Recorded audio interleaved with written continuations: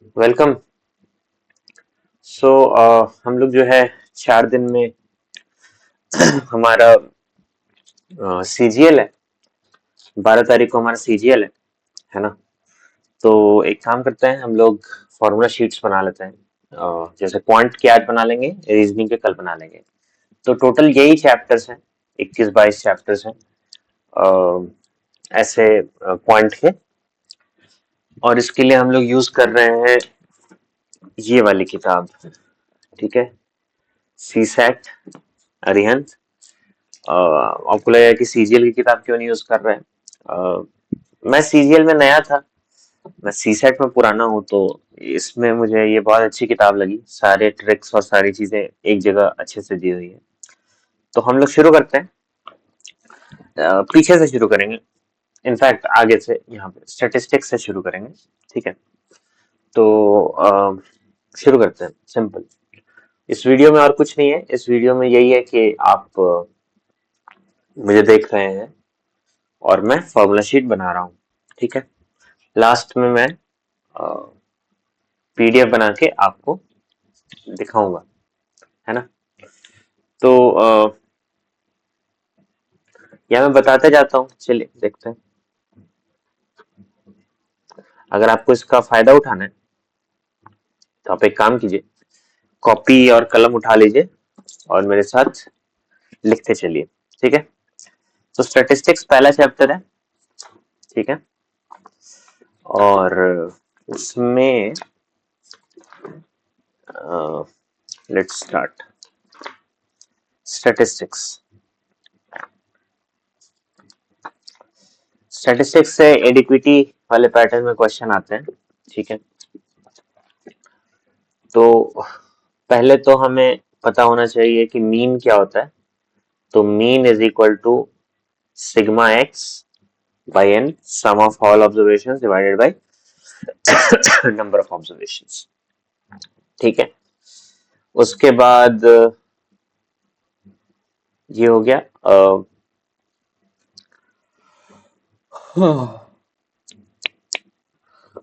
ठीक है, geometric mean पता है आपको? Geometric mean is root A B, right, ये सब तो जानते ही हैं। हार्मोनिक मीन पता है आपको? Is number of observations divided by sum of the reciprocals. ठीक है, छोटी छोटी बातें हैं। फिर ग्रुप डेटा का मीन आपको पता है? लिख लीजिए, ग्रुप डेटा। ग्रुप डेटा, तो mean is equal to sigma F I X I divided by sigma F I, right. ठीक, और अब अज्यूम्ड मीन मेथड, एक्चुअली इससे कोई वो नहीं है, मतलब इससे क्या ही सवाल आ जाएगा। अज्यूम्ड मीन मेथड में आप मीन अज्यूम करते हो और फिर फॉर्मूला यूज करते हो, राइट। तो at the end of the day लिख लीजिए क्या है, ऐसे सवाल नहीं आएंगे उससे, क्योंकि मीन निकालने का तरीका अलग अलग है। उसमें से एक अज्यूम्ड मीन मेथड है। अज्यूम्ड मीन मेथड ये हमने बचपन में पढ़ा था ना। तो ए मान लेते हैं आपकी अज्यूम्ड मीन है, तो एक्चुअल मीन हो जाता है A plus sigma F I D I divided by sigma F I, यानी A plus D bar.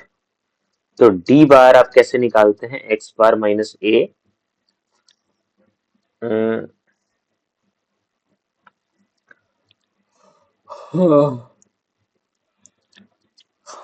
X bar minus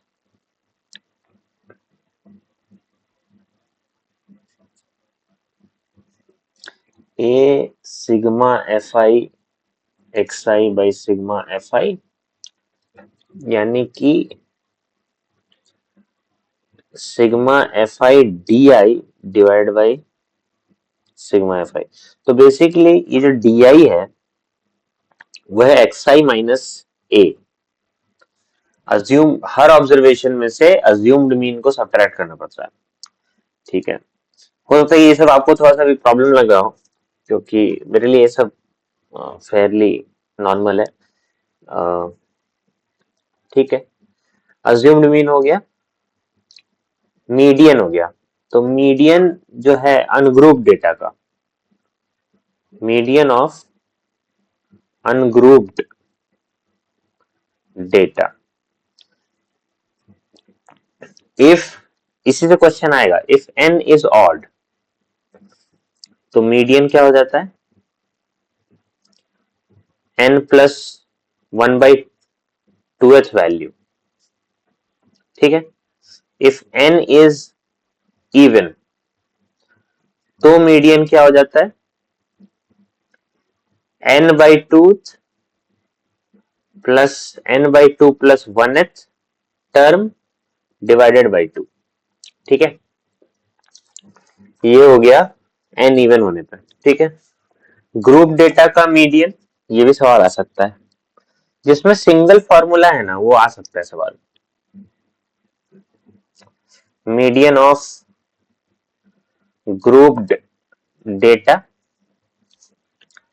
तो is equal to L plus n/2 minus CF divided by F into H, जहां पे L क्या है, lower limit, n क्या है, number of observations, CF क्या है, क्युमुलेटिव फ्रीक्वेंसी। ठीक है, F क्या है, फ्रीक्वेंसी ऑफ मीडियन क्लास, और H क्या है, क्लास साइज। ठीक है, समझ गए, ये हो गया बात। मोड क्या होता है, मोड ऑफ अनग्रुप्ड डेटा, है ना, highest frequency, highest frequency number. ठीक है, आप बताइए ग्रुप डेटा, है ना, मोड ऑफ ग्रुप्ड डेटा। आपको दिख गया होगा कि दो तरीके का होता है, एक मामला है ग्रुप्ड, एक है अनग्रुप्ड, है ना। एम आई और visible, yes I am visible. तो एक होता है मामला ग्रुप्ड, और एक होता है अनग्रुप्ड। ठीक है, तो जो ग्रुप डेटा का मोड है वो है L plus F1 minus F not divided by 2 F1 minus F not minus F2। ये फॉर्मूला दिखता बड़ा है, लेकिन है ये बहुत सिंपल। जहां पे F1 जो है वो है फ्रीक्वेंसी ऑफ मॉडल क्लास। ठीक है, F0 है preceding the model class, F2 जो है succeeding the model class, L है लोअर लिमिट, और H है हायर लिमिट नहीं, H है साइज ऑफ क्लास इंटरवल। ठीक है, क्लास साइज 2 है। अच्छा, ठीक है। अच्छा, मॉडल क्लास कैसे निकालते हैं, तो मॉडल क्लास वो है जिसका फ्रीक्वेंसी सबसे ज्यादा है, राइट। तो 1.3, सॉरी 1 से 3, मान लिया एग्जांपल इसमें दे रहा है, वो मैं देख रहा हूं।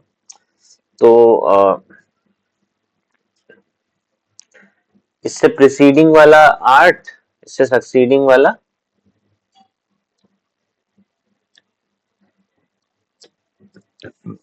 8, राइट। ठीक है, हाँ। हम्म। ऐसे ही निकलता है, ठीक है, समझ गए। थोड़ा सा आपको समस्या हो सकती है कि ये वीडियो किस काम का है, लेकिन मैं पढ़ते हुए डाल रहा हूँ, ठीक है ना। एक फॉर्मूला है जिसपे सवाल जरूर बनेगा। Mode is equal to 3 median minus 2 mean.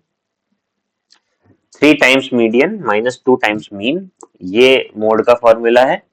ये बहुत इंपॉर्टेंट है, इससे बनेंगे सवाल, ठीक है। कर लिया स्टैटिस्टिक्स, और कुछ रह गया क्या इसमें? और कुछ नहीं, स्टैटिस्टिक्स खत्म हो गया, इसको हम लोग यहीं पे समाप्त करेंगे। इसके बाद हम लोग आगे बढ़ते हैं दूसरा chapter. So this is done, let's do this. इसको ऐसे करते हैं, ever note is very good in this. अब दिस इज डन। अब हम लोग करेंगे प्लेन ज्योमेट्री। प्लेन ज्योमेट्री, चलिए। इसमें हम लोग एसेंशियल फॉर्मूलाज ही लिखेंगे, क्योंकि जो याद है वो नहीं लिखेंगे, ठीक है ना। अब जैसे इसमें क्या है, इसमें पॉइंट लाइन का डेफिनेशन, पैरेलल लाइन क्या होता है, एंगल क्या होता है। अब ये सब तो मैं आपको पढ़ा सकता हूँ, लेकिन अभी नहीं पढ़ाऊंगा, एग्जाम आ रहा है मेरा, है ना। सप्लीमेंट्री एंगल क्या होता है, कॉम्प्लीमेंट्री एंगल क्या होता है। कॉम्प्लीमेंट्री एंगल होता है जिसको जोड़ने पे 90 आता है, और सप्लीमेंट्री एंगल होता है जिसको जोड़ने पे 180 आता है, ठीक है ना। एंगल, बाइसेक्टर क्या होता है, ट्रायंगल क्या होता है, ट्रायंगल कितने तरह का होता है, ये सारी जन्मपत्री हम लोग बाद में देखेंगे। बाकी altitude, angle bisector, perpendicular bisector, median, ठीक है। कुछ एक बातें लिख लेते हैं, जैसे एक चीज होती है जिसको कहते हैं कि, जो कहते हैं अपोलोनियस थ्योरम, ठीक है। अगर इस पे सवाल आ गया तो दांत चिहाड़ देंगे हम लोग, कहे कि ये याद किसी को रहता नहीं है। किसी भी ट्रायंगल में A B square plus C D square is equal to, sorry, A B square plus A C square, C D कहां से आया, 2 times A D square plus B D square. यहाँ पे डी क्या है, यहाँ पे डी जो है वो मीडियन है, समझ लो। अच्छा, समझ लो कैसे हुआ। तो डी जो है वो बीसी का मीडियन है, यहाँ ट्रायंगल बना लीजिए छोटा सा, ए बी सी, और बीसी का मीडियन है डी। तो sum of sides, the sum of square of sides is 2 times sum of square of uh, the median and half of the समझ रहे हैं, half of the third side ना, ठीक है। ये बात तो पता ही है कि सॉरी, ये बात तो पता ही है कि भाई साहब, आपका जो मीडियन है वो ट्रायंगल को 2 पार्ट में डिवाइड करता है ऑफ इक्वल एरिया। ये बोल लेते हैं, लिखेंगे क्या इसको, ठीक है।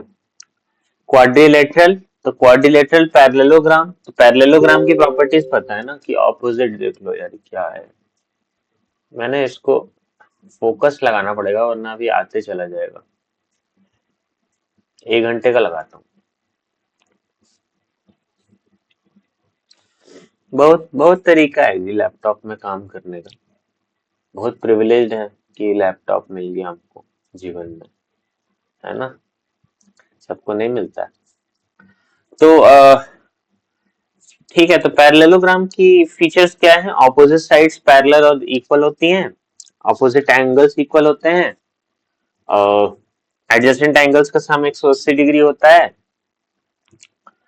तो ये सारी चीजें हैं। रोम्बस में क्या है कि ये जो डायगोनल्स हैं 90 डिग्री पे कट करते हैं, इनके सारे साइड्स इक्वल होते हैं, राइट। अगर सारे साइड्स इक्वल है तो सारे एंगल इक्वल हो जाएंगे, ठीक है। और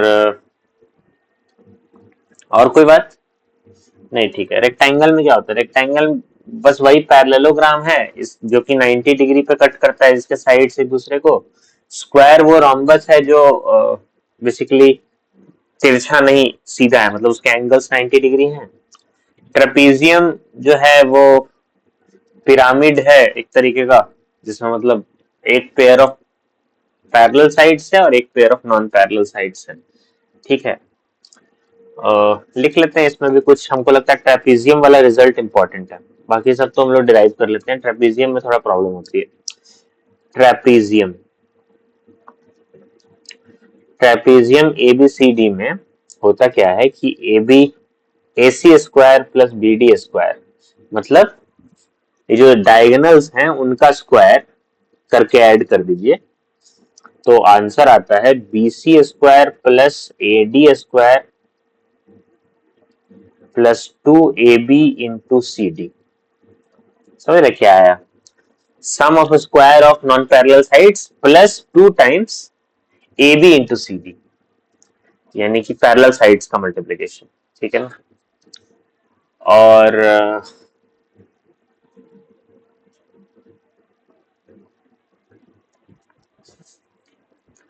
अगर आपको ये याद हो, हाँ सिमिलैरिटी अगर आपको पता हो, तो AO by OC is equal to BO by OD, right? तो ठीक है, और तो कोई समस्या नहीं है ना? बाकी सर्कल में आ जाइए, तो सर्कल तो बहुत इंटरेस्टिंग चीज होती है, सर्कल तो बहुत अच्छा बात होता है। कॉर्ड्स वगैरह जान भी करते हैं क्या होता है। टेंजेंट की प्रॉपर्टीज 90 डिग्री पे कट करता है, और एक कॉमन पॉइंट से दो टेंजेंट अगर एक सर्कल पर हैं तो वो इक्वल होंगे, ये तो पता ही होता है अपने को।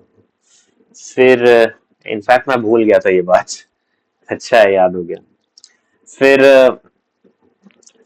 एंगल ऑफ कांटेक्ट जो है, सॉरी क्या बोलते हैं, एंगल ऑफ अल्टरनेट सेगमेंट्स, है ना, कि एक एंगल जो है सर्कल के इधर बना है, एक एंगल उधर बना है, दो अलग अलग सेगमेंट्स में, तो वो इक्वल होते हैं।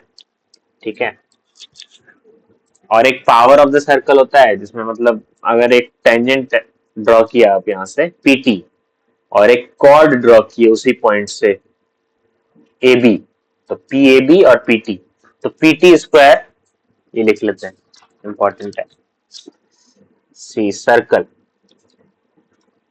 है ना, PT square is equal to PA into AB, यही तो होता है।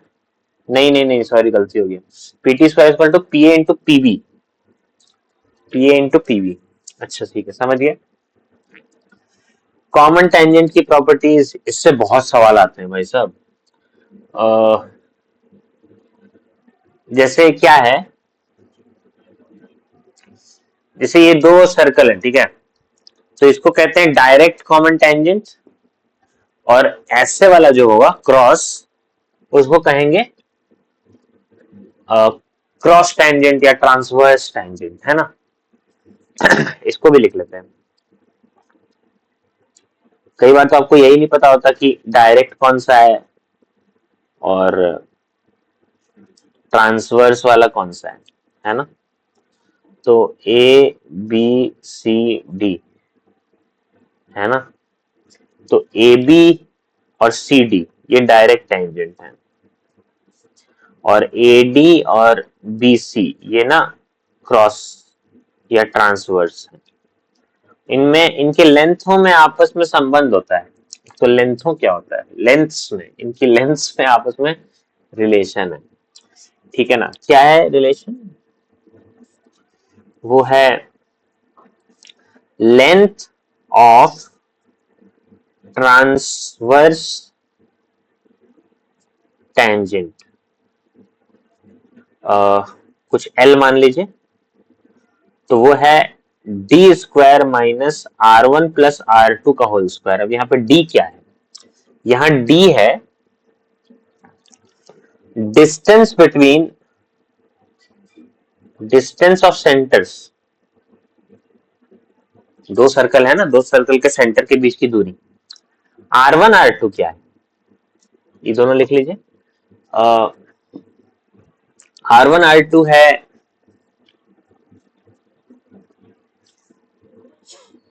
रेडियस होगा, हाँ रेडियस, ठीक है ना। तो मतलब ट्रांसवर्स टेंजेंट देखो, तो एक तो हमको ये नहीं पता था कि अच्छा ट्रांसवर्स टेंजेंट का जो लेंथ होता है वो actually distance between the two पे डिपेंड करता है, वो डायरेक्ट टेंजेंट के उस पर डिपेंड नहीं करता। डायरेक्ट टेंजेंट का लेंथ आप कैसे निकालिएगा, सोचिए। अ,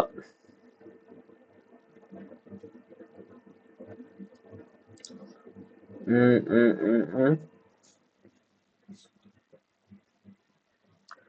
इसमें फॉर्मूला तो नहीं दिया हुआ है, आई थिंक फिर इम्पोर्टेंट नहीं होगा, लेकिन मैं देख लेता हूँ, क्या पता इम्पोर्टेंट हो।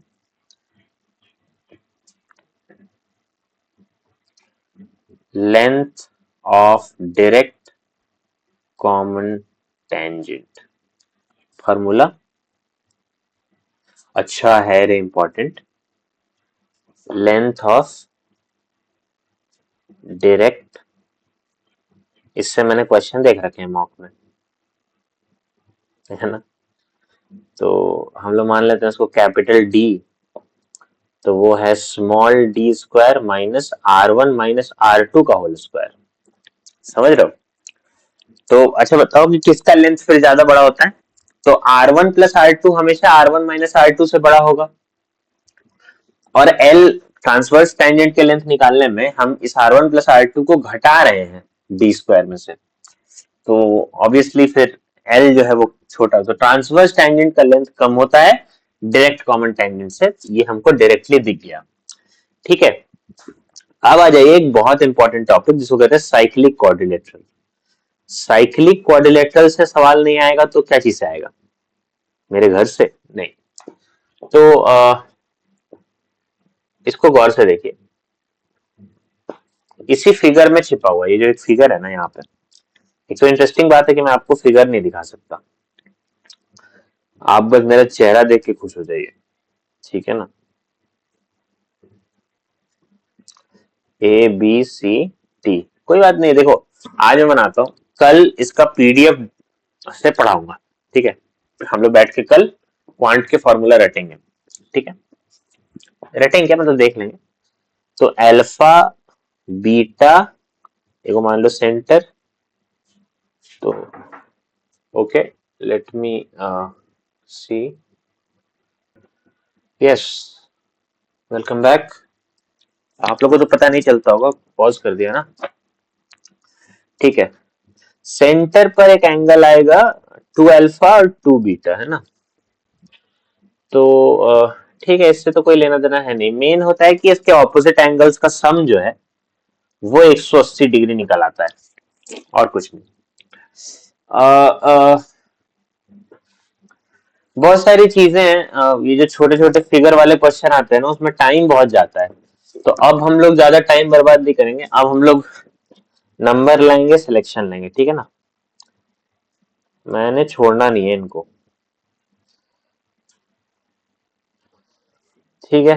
तो ये आर आर आर टाइप के हैं, और जो शेडेड रीजन है इसका एरिया होता है √3 minus pi by two times R square, ठीक है ना, √3 minus pi by two times R square. फिर एक फिगर होता है इसको ऐसे, यू नो, ABC, ये फिगर होता है तीन सर्कल आपस में टच कर रहे हैं, ये सब आप कल देखिएगा फॉर्मूला, है ना, टच कर रहे हैं और इनके एक्सटीरियर्स आपस में ऐसे कनेक्टेड है, तो उसका पेरीमीटर, तो पेरीमीटर और इन सबका रेडियस R है तीनों का, तो पेरीमीटर होगा 6 + 2 पाई टाइम्स R, ठीक है। ये क्वेश्चन बना के देखते हैं बन रहा है कि नहीं, ठीक है। अरे ये तो सिंपल क्वेश्चन, 144/7 यानी 20.57, अच्छा नहीं सॉरी गलती हो गया, नहीं PA इंटू PB होता है ना, तो x into x plus seven, तो क्वाड्रेटिक आ जाएगा, अच्छा ठीक है, फेयर इनफ। तो ये सब ठीक है, ऐसा समझ में आ गया। पॉलीगॉन के बारे में देखते हैं, ठीक है। पॉलीगॉन बहुत इंपॉर्टेंट चीज है। पॉलीगॉन क्या होता है? ये सारी चीजें पॉलीगॉन है ना, तो इसमें क्या जानना है? एक्सटीरियर एंगल किसी पॉलीगॉन का वो होता है 360 degree divided by number of sides, है ना। अगर 10 साइड का पॉलीगॉन है तो उसका हर एक्सटीरियर एंगल जो होगा वो 36 डिग्री का होगा। इंटीरियर एंगल, तो इंटीरियर एंगल जो है वो 180 में से घटा दीजिए एक्सटीरियर एंगल को, उससे आ जाएगा। और सम ऑफ ऑल इंटीरियर एंगल्स, ठीक है, ये होता है 2n-4 इंटू 90 डिग्री। फिर अगर वो वाला पॉलीगॉन है, क्या कहते हैं इसको, इक्विलैटरल पॉलीगॉन, है ना, जिसके सारे साइड बराबर होते हैं, तो आप ईच इंटीरियर एंगल को n से डिवाइड करके निकाल सकते हैं, ठीक है। नंबर ऑफ डायगोनल्स, बहुत interesting, number of diagonals of polygon n into n-3/2, ठीक है। ये फॉर्मूला है, बहुत इंटरेस्टिंग। इसके बाद तो कुछ नहीं है, खत्म हो गया, सारे सारे फॉर्मूला हो गए। ठीक है भाई साहब। तो इस तरीके से प्लेन ज्योमेट्री का चैप्टर भी हमने फॉर्मूला शीट बना के पूरा दिया, ठीक है। तीसरा है सीक्वेंस एंड सीरीज, ये पूरा चलने वाला है। आप बैठिए तो मैं कहूंगा कि आप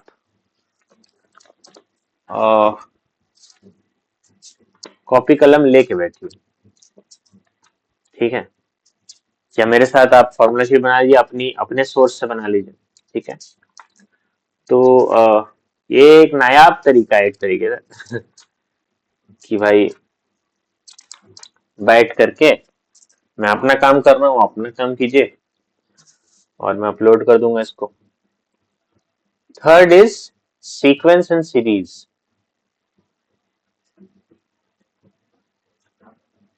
है ना। तो सीक्वेंस एंड सीरीज कोई चैप्टर है इसमें? अच्छा है ना, हाँ ठीक है, सॉरी सॉरी, मुझे लगा वो रीजनिंग में। एपी जीपी तो जानते ही हैं आप लोग। एपी जो होता है sum of N terms n/2 into 2a plus n-1 into D, ये तो बच्चे से पढ़ रहे हैं, एलकेजी में पढ़ा था ये। अरिथमेटिक मीन तो जानते ही होंगे, sum of terms by number of terms by 2 basically. और तो क्या है, जीपी, जीपी पता है आपको? जीपी बहुत इजी होता है। जीपी होता है sum of N terms is a r⁻n-1 by r-1, simple. और तो क्या है, इन्फिनिट जीपी पता है ना आपको? इन्फिनिट जीपी होता है a/1 - r, ठीक है। हाँ, और तो कुछ नहीं है। जीपी वगैरह के प्रॉपर्टीज तो आप जानते ही हैं, सब बच्चे से पढ़ते आ रहे हैं। अरे माँ के पेट से सीख के आए, खैर। और तो क्या है, एचपी होता है। एचपी का सम ऑफ फॉर्मूला तो नहीं पता होता है लोगों को, लेकिन चूंकि उसका रेसिप्रोकल एपी में होगा तो आप nth टर्म का फॉर्मूला लिख सकते हैं, Tn is equal to 1/a plus n-1/d, 1 n-1 into D, है ना। हार्मोनिक मीन का फॉर्मूला पता है आपको? hm बराबर 2ab/a+b, ठीक है। कुछ कुछ बातें आप लोग लिख लीजिए, बहुत इंपॉर्टेंट है। Sum of N natural numbers क्या होता है? n into n+1/2। Sum of square of natural numbers क्या होता है? ये होता है n into n+1 into 2n+1/6। Sum of cubes of natural number क्या होता है ना। ये होता है n इंटू n+1/2 का होल स्क्वायर, ठीक है। और क्या हो सकता है? Sum of even number, sum of odd number, ये सब हम लोग नहीं करेंगे बिकॉज एपी है वो, उस पे एपी का फॉर्मूला लगा कर लो, कितना फॉर्मूला याद रखोगे, पागल वागल हो क्या। ठीक है, तो सीक्वेंस एंड सीरीज भी खत्म हो गया है, तो बहुत सिंपल सा मामला था। तो मे बी इतना टाइम नहीं लगेगा हम लोगों को, फॉर्मूला ही तो नोट करना है इंपॉर्टेंट वाले। तो अगला है ये भी काट दो। अगला है मेंसुरेशन, है ना, मेंसुरेशन 3D वाला, ठीक है। तो चौथा है मेंसुरेशन 3D। तो उसमें क्या है कि क्यूबॉइड होता है, तो क्यूबॉइड का आपको सब कुछ पता है ना। क्यूबॉइड का देखिए, वॉल्यूम होता है length into breadth into height, उसको लिखने की जरूरत नहीं है। उसकी टोटल सरफेस एरिया होता है 2 times L into B plus B into H plus L into H. फिर उसका lateral surface area, lateral surface area मतलब खाली दीवार, तो दीवारों का क्या होता है 2 into L into H plus 2 into B into H, ये तो होता है। हाँ हाँ ठीक है ठीक है ठीक है। और तो कुछ नहीं है। Length of diagonal, length of diagonal तो सिंपल है, L square plus B square plus H square का रूट अंडर, ये लेंथ ऑफ डायगोनल हो गया। क्यूब क्या होता है, क्यूब सिंपल आपको पता है क्यूब क्या होता है, सब क्या बकवास है। सिलेंडर, सिलेंडर की एरिया क्या होती है 2 pi R into R plus H. ये तो मैंने टोटल सरफेस एरिया बोल दिया ना। वॉल्यूम क्या होता है pi R square H. Total surface area क्या होता है 2 pi R into R plus H. Curve surface area क्या होता है 2 पाई आर एच, ठीक है। और राइज, हाँ ठीक है। और तो कुछ नहीं है, इसमें तो कोई समस्या नहीं है। स्फीयर, स्फीयर का टोटल सरफेस एरिया क्या होता है 4 पाई आर स्क्वायर। वॉल्यूम क्या होता है 4/3 पाई आर क्यूब, है ना, ठीक है। हाँ तो कर्व सरफेस एरिया क्या होगा स्फीयर का, स्फीयर का कर्व सरफेस एरिया नहीं होता कुछ। अरे भैया कर्वे सरफेस तो टोटल सरफेस है, ये हुआ स्फीयर, इसका बेस का एरिया क्या होगा, इसका तो बेस ही नहीं है, पॉइंट है बेस। तो ये पूरा कर्व ही सरफेस तो है, तो जो कर्व सरफेस एरिया वही टोटल सरफेस एरिया है, समझ रहे हो।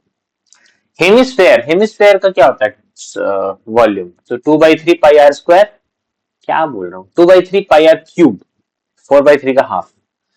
टोटल सरफेस एरिया क्या होता है, टोटल सरफेस एरिया होता है 3 पाई आर स्क्वायर। अब टोटल सरफेस एरिया क्या होता है, सॉरी कर्व सरफेस एरिया क्या होता है 2 पाई आर स्क्वायर, ठीक है। कैसे निकाले, अब जैसे देखो ये काटा मैंने स्फीयर को दो भाग में, तो अब इसका एक बेस हो गया, ये जो सर्कल ऊपर में बना, ये स्फीयर को काटा ऊपर में सर्कल बन गया। अब ये तो बेस है ना, पाई आर स्क्वायर इसका एरिया हो गया। और कर्व सरफेस का एरिया कितना होगा, स्फीयर के कर्व सरफेस का एरिया था 4 पाई आर स्क्वायर, इसको बीच से काट दिया, तो इसके क्या होगा 2 पाई आर स्क्वायर। तो 2 पाई आर स्क्वायर इसका कर्व सरफेस एरिया हो गया, और इस कर्व सरफेस में बेस का एरिया जोड़ दोगे तो फिर टोटल सरफेस एरिया होगा, तो 3 पाई आर स्क्वायर हो गया, सिंपल इनफ। कोन के बारे में जानते हो, कोन के बारे में इसका एक लैटिस रेक्टम, नहीं लैटिस रेक्टम बोलते हैं, स्लैंट हाइट, हे भगवान, स्लैंट हाइट होता है। ये कोन है तो ई वाला जो हाइट है तिरछा, इसको कहते हैं स्लैंट हाइट। तो L square is equal to B square radius of the base plus H square height of the cone.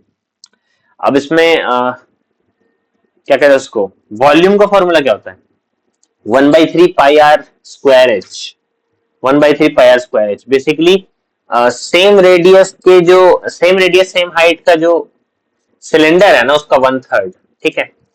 Total surface area of क्या होता है cone, pi R into R plus L, ये तो होता है pi R into R plus L. कैसे, तो base का पाई आर स्क्वायर हो गया और curve surface area pi R L हो जाता है, ठीक है। अब उसमें नहीं जाएंगे कैसे होता है, सिंपल है। फ्रस्टम बहुत इंपॉर्टेंट है, हम इतना फ्रस्ट्रेटेड रहते हैं फ्रस्टम से, साला एक सवाल आ जाएगा फ्रस्टम का, फ्रस्टम, और आदमी उस क्वेश्चन को छोड़ ही देता है क्योंकि फ्रस्टम का फॉर्मूला किसी को ही याद रहता है। फ्रस्टम पता है ना, फ्रस्टम कोन, कोन, कोन का ऊपर वाला एक हिस्सा इतना बड़ा सा काट दो, ये है फ्रस्टम, ऐसा सा एक अजीब सा डब्बा, ठीक है, ऐसे स्लैंट होता हुआ, ठीक है। और बेसिकली ट्रेपेजियम को अपने एक्सिस पे नचा दो, तो जो सरफेस बन जो सॉलिड बनेगा वो है फ्रस्टम। फ्रस्टम इतना घटिया फिगर है ना, लानत है फ्रस्टम पे साला। क्यों है फ्रस्टम? क्यों होते हैं दुनिया में फ्रस्टम? हम ऐसी दुनिया में जीते क्यों है जिसमें फ्रस्टम होते हैं? फ्रस्टम जैसी चीज होनी ही नहीं चाहिए। फक फ्रस्टम। खैर,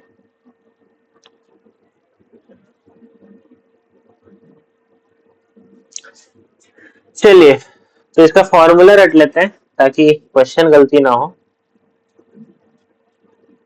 जैसे ही एग्जाम में आप फ्रस्टम देखें, आपके मुंह से एक बात निकलनी चाहिए, फक frustum. Pi H, 1/3 pi H R square plus small R square plus R into R. ठीक है, अब यहाँ पे बड़ा आर छोटा आर क्या है? अरे भैया ये फ्रस्टम, इसका नीचे सर्कल, तो उसका रेडियस कैपिटल आर, छोटे वाले सर्कल का स्मॉल आर, बीच में जो दूरी है दोनों के बीच में इसको एच हाइट कह लो, हाइट ऑफ फ्रस्टम। और एल क्या होता है? Slant height.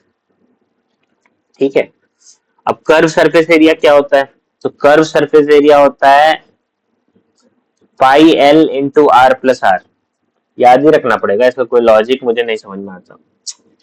समझ में आता है तो फिर आप लगा नहीं सकते, तो याद रख लीजिए, pi into R square plus small R square plus L into R plus R. ठीक है, बताओ ये फॉर्मूला है जी इतना, मतलब आपको समझ में आ रहा है ना कि टोटल सरफेस एरिया, तो कर्व सरफेस एरिया अगर आपको याद हो गया वो क्या है? पाई एल इंटू क्या था? हाँ, pi L into capital R plus small R, R plus R. तो ये कर्व सरफेस का हो गया। अब इसी में खाली टॉप और बॉटम जो कि सर्कल है उसका एरिया जोड़ दीजिएगा, तो pi capital R square plus pi small R square plus pi L into capital R plus small R, right. और volume 1/3 pi R square, 1/3 pi H into R square plus R into R. ठीक है, सही हो गया। Frustum बहुत, I hate frustum. ठीक है भाई, कुछ बातें जो बहुत सस्ती ट्रिक्स टाइप की बातें हैं, चीप बातें हैं, वो लिख लेना, लेकिन बहुत जरूरी है। क्या? कि if the largest possible cube is inscribed in a sphere of radius R centimetre, कि अगर एक स्फीयर है उसके अंदर आपने जो हाई लार्जेस्ट साइज का आपने क्यूब फिट कर दिया है ना, उस स्फीयर का रेडियस है आर, तो फिर तो उस लार्जेस्ट साइज का क्या हो सकता है? उसका जो साइड का लेंथ है वो होगा 2r/√3। 2r/√3। अच्छा है, आपको पता चल गया, जरूरी था। ऐसे सिंपल है, कोई दिक्कत नहीं होगा। और फिर दूसरा बात है कि if the largest possible sphere is inscribed in a cone of radius r centimetre and slant height is equal to the diameter of the base. ठीक है, देन द रेडियस। भाई ये कैसा सवाल है भाई, कि भाई स्फीयर जो है वो कोन के अंदर है, ठीक है, और कोन की जो रेडियस है वो है r सेंटीमीटर, और जो स्लैंट हाइट है कोन का वो उसी कोन के डायमीटर के बराबर है।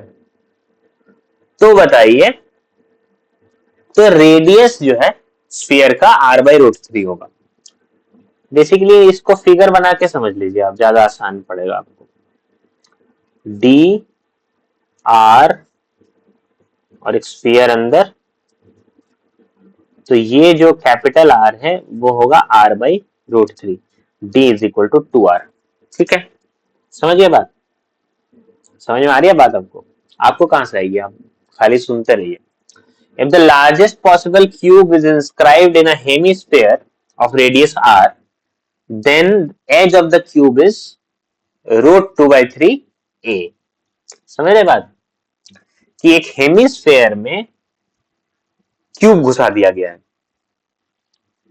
इतना ये लोग पागल जैसा क्या करता है, क्या जरूरी है क्यूब घुसाने का?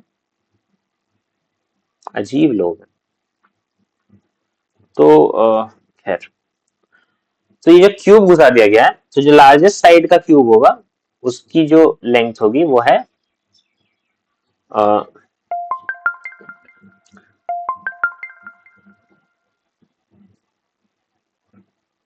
भाई 1 घंटा से बैठे हुए हैं। What? Wait a minute. We need to charge this. भाई साहब इसको अपलोड करते करते तो मेरा बिहान हो जाएगा। अरे जो देखे उसका भी भला, जो ना देखे उसका भी भला, अपने को क्या करना है भाई साहब। इसमें ए क्या है? ए कुछ नहीं है, ये रेडियस है ए, ठीक है ना। और ए प्राइम जो है वो साइड है लार्जेस्ट पॉसिबल क्यूब का। तो ये सब बातें जो है भाई, अब उस समय मैक्सिमम मिनिमम तो लगाएंगे नहीं, ठीक है। देखो एक क्वेश्चन बहुत इंटरेस्टिंग है इसमें, लेट्स सी।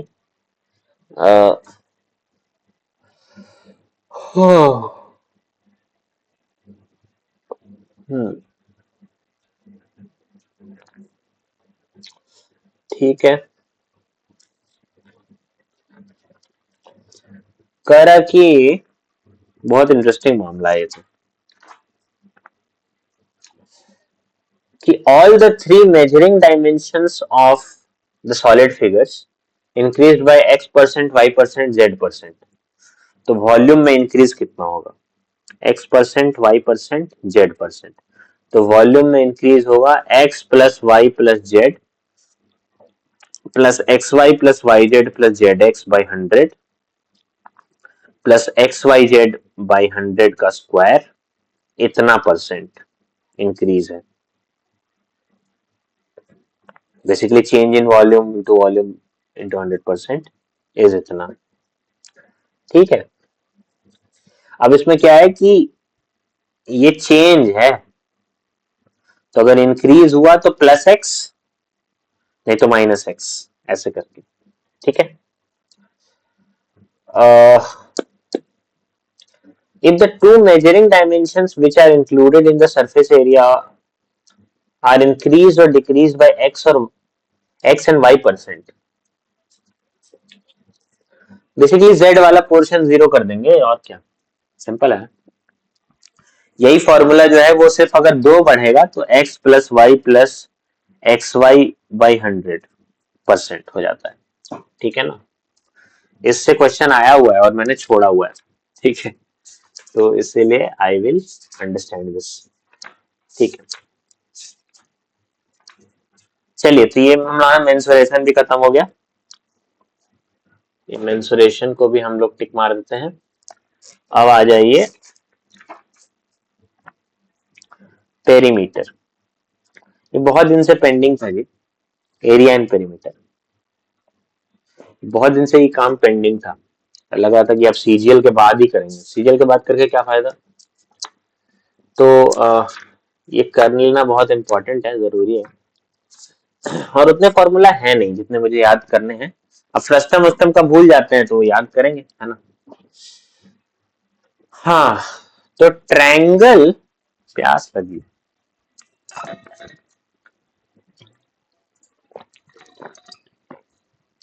सॉरी। हाँ जी, तो ट्रायंगल का area half base into height होता है, तो जानबे करते हैं। Heron's formula root under S into S minus A into S minus B into S minus C, जानबे करते हैं। फिर आपका और क्या है, राइट एंगल ट्रायंगल से रिलेटेड आप सब जानबे करते हैं। आइसोसेलेस ट्रायंगल का कोई एरिया काहे याद कीजिएगा, तो ठीक है निकाल लीजिएगा, वहां पे प्रॉपर्टीज तो जानबे करते हैं। अब ये आइसोसेलेस ट्रायंगल है, ये दोनों साइड बराबर है, इसका ऑपोजिट एंगल्स बराबर होगा। ये जो एक लाइन आएगी, मीडियन जो होगा वो परपेंडिकुलर होगा, परपेंडिकुलर जो होगा वो मीडियन होगा, इस तरह की बातें हैं, ठीक है। और तो कुछ नहीं है। इक्विलेटरल ट्राइंगल है, उसका आपको क्या है, √3a² बाई 4 एरिया हो गया, √3a/2 एल्टीट्यूड हो गया, है ना। क्वाड्रिलेटरल होता है, तो क्वाड्रिलेटरल तो जानबे करते हैं, ये क्वाड्रिलेटरल है, तो ये डायगोनल, उसके ऊपर अगर दो परपेंडिकुलर हो गया तो ये क्वाड्रिलेटरल दो ट्रायंगल में डिवाइड हो जाएगा। ट्रायंगल का half into base into height area होता है। दो ट्रायंगल हैं, दोनों के एरिया जोड़ दो, ठीक है। स्क्वायर वगैरह का तो आप जानते हैं, स्क्वायर तो क्या है, ये स्क्वायर, रेक्टेंगल, पैरेललोग्राम, रोम्बस, ठीक है। रोम्बस का क्या होता है कि ये जो दो डायगोनल्स होते हैं वो इक्वल होते हैं, नहीं इक्वल नहीं होते, इक्वल नहीं होता, ओ माय गॉड, नहीं, सॉरी सॉरी सॉरी, इक्वल नहीं होता। एरिया है हाफ d1 d2, ठीक है, मतलब बेसिकली प्रोडक्ट ऑफ डायगोनल्स, ठीक है। ये आपको, हाँ ये लिख लो, समझा, एरिया ऑफ रोम्बस, ये भूलूंगा मैं, हाफ d1 d2, ठीक है। और क्या है, फिर तो निकाल लो बाकी सारी चीजें, है ना। हाँ।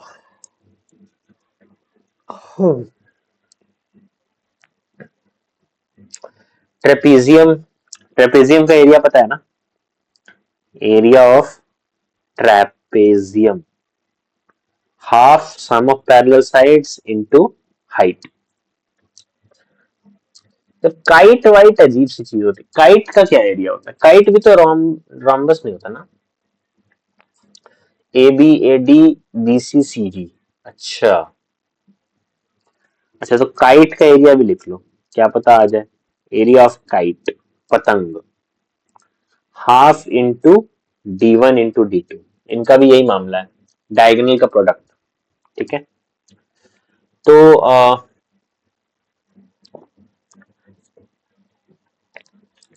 अब आ जाओ सर्कल में।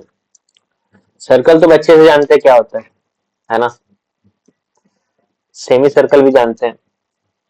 हाँ देखो, ये सब इंपॉर्टेंट बात है, पता है, the area of the circle that can be formed from the same perimeter as the square of area A. ये कैसा क्वेश्चन है कि भाई उस सर्कल का एरिया बताओ जिसका पेरीमीटर सेम होगा उस स्क्वायर के पेरीमीटर के जिसका एरिया ए है। तो एरिया ए है तो पेरीमीटर कितना होगा, 4 रूट ए। अब 4 रूट ए जो है वो इसका एरिया होना चाहिए, तो उसका नहीं नहीं नहीं समझ पाया मैं। हाँ ठीक है, 4 रूट ए जो है वो इसका एरिया होना चाहिए, क्या नहीं नहीं सॉरी, पेरीमीटर होना चाहिए सर्कल का, तो 2 पाई आर, तो 2 रूट ए बाई पाई होना चाहिए रेडियस उस सर्कल का। अब एरिया निकालना है तो पाई इंटू 4a/पाई विच इज 4a/पाई, खत्म। तो इसमें इंटरेस्टिंग क्या है, कुछ नहीं, ये लिख लो, ये इंपॉर्टेंट है, the area of largest square inscribed in a circle. चौथा, area of largest square in circle of radius R is 2r²। समझ रहे हो कैसे आया होगा, ये स्क्वायर है, उसका जो ये जो अगर ये लार्जेस्ट है तो इसका एक डायगोनल जो होगा वो बेसिकली सेंटर से पास करता होगा। तो इसका डायगोनल का लेंथ है हमको निकालना क्या है, स्क्वायर का एरिया ना, तो स्क्वायर का साइड ए मान लो, तो डायगोनल का लेंथ हो गया √2a, तो डायमीटर हो गया √2a, तो रेडियस हो गया √2a/2 which is a/√2, which is which is what I am saying, radius दिया हुआ ना, रेडियस दिया हुआ, तो डायगोनल हो गया 2r, और फिर साइड हो गया 2r/√2, बेसिकली √2r। बस अब एरिया निकालो, साइड स्क्वायर तो 2r², खत्म, ठीक है भाई साहब। ये आप लोग फॉलो नहीं कर पा रहे हो मेरा ट्रेन ऑफ थॉट, हो सकता है आप फॉलो ना कर पा रहे हो, बट ठीक है।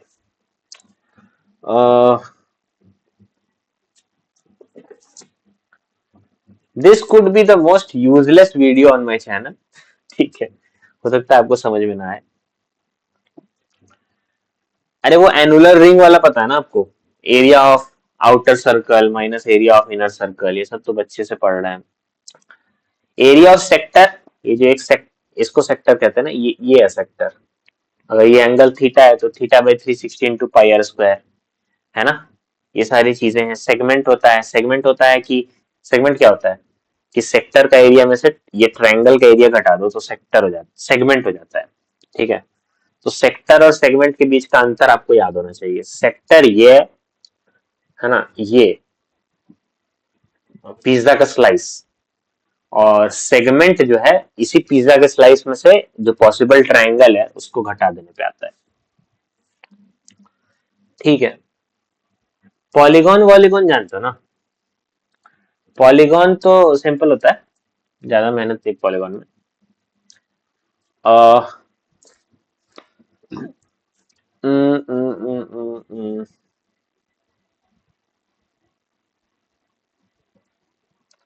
एरिया ऑफ रेगुलर पॉलीगॉन हम लोग रट लेते हैं, क्या पता कल काम आ जाए। Area of regular polygon is n/2 into A into R, जहां पे रेगुलर पॉलीगॉन के एरिया से इसका मतलब है कि इसका एक सेंटर होगा, सेंटर से आप r डिस्टेंस की दूरी पर, समझ रहे हो, और ये साइड a है। ठीक है, तो मान लेते हैं कि तीन साइड वालों को 3/2 a इंटू आर, आर को आप लिख सकते हो क्या, 1/3 ऑफ h, है ना। हाँ तो आ जाएगा, ठीक ठीक ठीक, बहुत बढ़िया बहुत बढ़िया, वेरी गुड वेरी गुड। बाकी सब ये छोटी मोटी बातें तो होती रहती हैं, ये सब तो आता ही है, एक्सटर्नल एंगल इंटीरियर एंगल तो पीछे देखे थे। ठीक है, ये सब इंपॉर्टेंट है, देखो इससे आएंगे सवाल। प्रॉपर्टीज ऑफ प्लेन फिगर्स,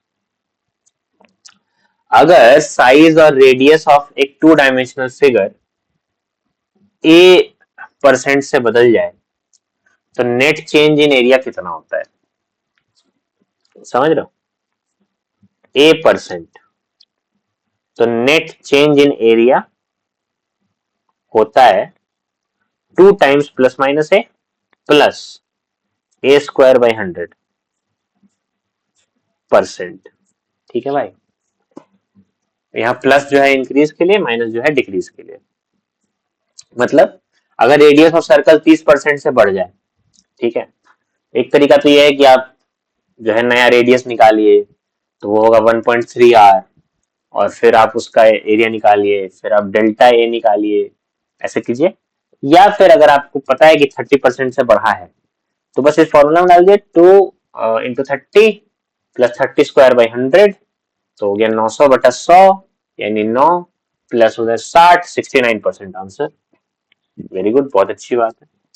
अगर सारे डायमेंशन a% से बढ़े हैं, है ना, तो पेरीमीटर में जो चेंज है ना, वो होगा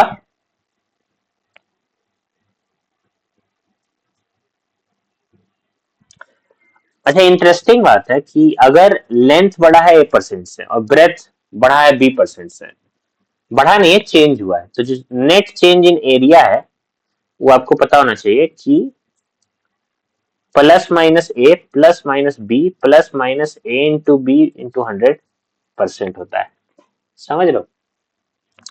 यहाँ ए और बी की जगह में आपको डालना पड़ेगा वो वाला मामला कि इंक्रीज हुआ है कि डिक्रीज हुआ है। ठीक है, मान लीजिए कि एक रेक्टेंगल है, उसका लेंथ जो है 20% से बढ़ गया और ब्रेथ जो है वो 20% से घट गया, तो एरिया का क्या होगा, बढ़ेगा घटेगा क्या होगा, तो फॉर्मूला में डाल दीजिए। तो +20 -20 तो कट गया, और प्लस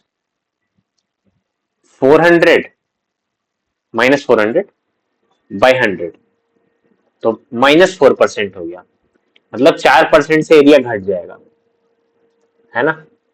ठीक है, ये वाला हम बहुत मदद करने वाला है, इससे हमको पक्का लगता है सवाल आएगा, बहुत अट्रैक्टिव है ये, तो वाइब आ जाता है ना कि हाँ इससे पक्का सवाल आएगा।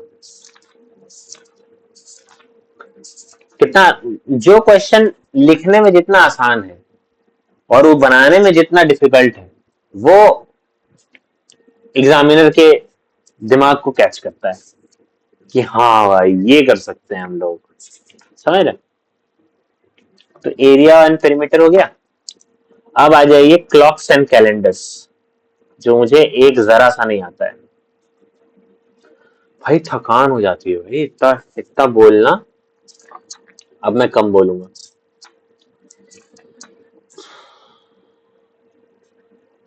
बहुत थकान।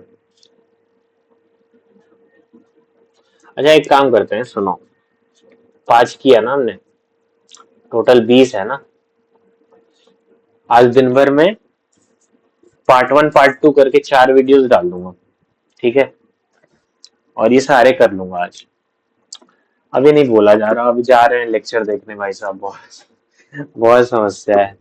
GS2 का लेक्चर देखेंगे, इट्स वेरी सैड, लेकिन इट्स क्वाइट बोरिंग एक्चुअली। ठीक है, बाय बाय।